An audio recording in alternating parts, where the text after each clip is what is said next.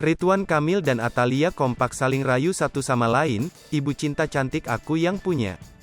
Pasangan Ridwan Kamil dan Atalia Praratya kini sudah move on setelah kematian sang anak sulung, Eril. Kebahagiaan kembali muncul setelah kesedihan melanda Ridwan Kamil dan Atalia. Apalagi aksi kompak Atalia dan Ridwan Kamil seperti memiliki jiwa muda.